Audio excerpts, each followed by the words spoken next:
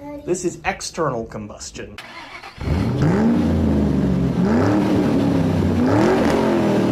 Hello. How y'all doing? I'm Big Alan. Welcome to the Wilmington Railroad Museum.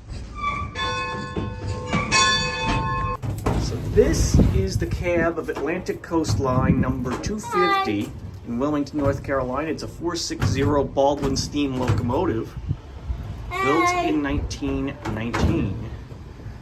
Basics. This is your throttle. Controls how much steam goes in.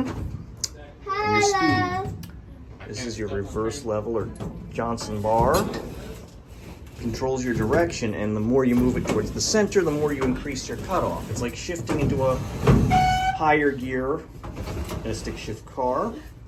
This is your brake. I don't know if it's your independent or full train brake though.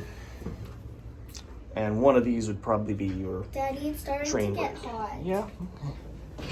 This is your fire box. This is where the fire would be to boil water, make steam. Daddy, This is external combustion. This whole part of the locomotive's cab is called the back head. These are flipped around, but these are your water sight glasses. They tell you the water level of in the boiler.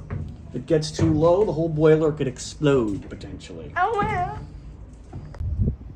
Here's an exterior view of engine 250. Now, this obviously here is the boiler. Like I said, it's external combustion. Steam accumulates up in that dome. It's fed down here to the cylinders, and there is a piston down here which pushes on this main rod.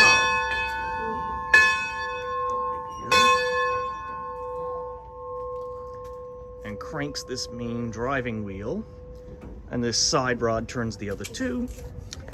This eccentric crank is your valve gear,